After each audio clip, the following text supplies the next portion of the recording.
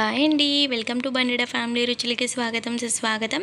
ఈరోజు మంచి రెసిపీతో అయితే మేము ముందుకు వచ్చేసానండి. రెస్టారెంట్ స్టైల్లో దొండకాయ 65ని ఎలా చేస్తారో ఈ వీడియోలో అయితే చూపించబోతున్నాను. వీడియోని అయితే ఎక్కడ స్కిప్ చేయకుండా చూసేయండి. మన ఛానల్ ఎవరైనా కొత్తగా చూస్తున్నట్టయితే ప్లీజ్ సబ్స్క్రైబ్ చేసుకుని పక్కనే ఉన్న బెల్ ఐకాన్ కూడా క్లిక్ చేసేయండి. ముందుగా అయితే దొండకాయలను అయితే నీటిలో వేసేసి శుభ్రంగా కడిగేసి ఆ తర్వాత ఒక దొండకాయని తీసుకొని అటు ఇటు ఉన్న ఎడ్జెస్ని అయితే తీసేయాలండి. ఆ తర్వాత నైఫ్తో అనేది నేను ఇలాగా పొడుగు చీలికల కింద అయితే కోసుకుంటున్నాను. మీరు కావాలంటే చక్రాల కింద కూడా కోసుకోవచ్చు. ఇలా అయితే సింపుల్గా అయిపోతుంది, చూడడానికి కూడా అట్రాక్ట్గా అనిపిస్తుంది కదా అనేసి నేను ఇలా పొడుగు చీలికల కింద అయితే కోసుకున్నాను ఫ్రెండ్స్.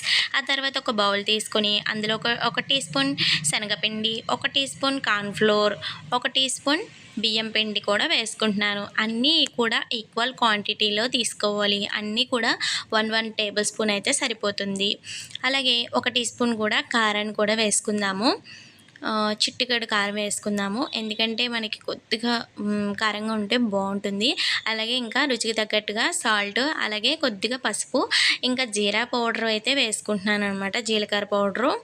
ఇలా వేసుకున్న తర్వాత ముందుగా మనం చీలికల కింద కోసుకున్న దొండకాయ ముక్కలు ఉన్నాయి కదా, సో అవి కూడా ఆ పిండిలోకి వేసేసుకుందాము. సో మనం ఇలా కోసుకోవడం వల్ల చాలా క్రిప్సీగా వేగి చాలా బాగుంటాయి అన్నమాట. ఇలా కోసేసుకుని ఇలా వేసేసుకోవాలి. ఇలా వేసుకున్న తర్వాత ముందుగా మనం వీటిని బాగా కలిపేసుకున్న తర్వాత వాటర్ చిలకరించుకుంటూ మనం ఈ పిండిని కలుపుకోవాలన్నమాట. సో ఎక్కువగా కలిపేయకండి, జస్ట్ పైన చేతితో జస్ట్ అలా అలా అంటే సరిపోతుంది అనమాట. సో చూసారు కదా, మనకి పిండి అనేది ఎక్కువ ఉండకూడదు, ఇలా దీనికి పట్టేలాగా ఉంటే సరిపోతుంది అనమాట. ఇంకా ఆయిల్ అయితే వీటెక్కిపోయింది మనకి. సో ఇప్పుడు వేసేసుకుందాము. సో కొద్దిగా తీసుకొని ఇప్పుడు వేసుకుంటున్నాను అనమాట. సో ఇలాగనే వేసేసుకోవాలి. ముందు అలా ఉన్నా కానీ తర్వాత అయితే విడిపోతాయండి. సో వేసినప్పుడు ఎలా ఉన్నా కానీ తర్వాత విడిపోతాయి అనమాట. సో చూసారు కదా ఎలా క్రిప్సీగా చాలా బాగున్నాయి కదా. సో ఇలానే మనం వేగించేసుకోవాలి. సో ఇలానే మీకు ఎన్ని వాయిలు వస్తే అన్ని వాయిలు కూడా వేసేసుకోవడమే. క్రిప్సీగా ఏటిలోకైనా కూడా సెట్ అయిపోతాయి అన్నమాట. సాంబార్కైనా, పప్పుకైనా, ఏట్లకైనా కూడా చాలా బాగుంటాయి. మీకు ఒకటి తెలుసా, ఇవి ఉత్తినే కూడా తినేయచ్చు, చాలా బాగుంటాయి.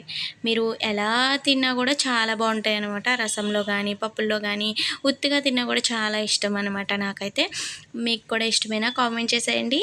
నాకైతే ఈ దొండకాయ అనేది ఫేవరెట్ అయిపోయింది అనమాట ఇలా చేసుకోవడం. సో ఇలానా చేసేసుకోవాలి. సో నాకైతే 3 వాయిలు అయితే అయిందనమాట. ఒక పావు కేజీ తీసుకున్నానండి దొండకాయలు అనేది. ఒక దొండకాయలు పావు కేజీ తీసుకుని ఇలా వేసుకున్నానమాట. సో ఇలా వేసుకోవడం వల్ల చాలా బాగుంటాయి, క్రిప్సీగా ఉంటాయి, తినే కొద్దీ తినాలనిపిస్తుంది అనమాట.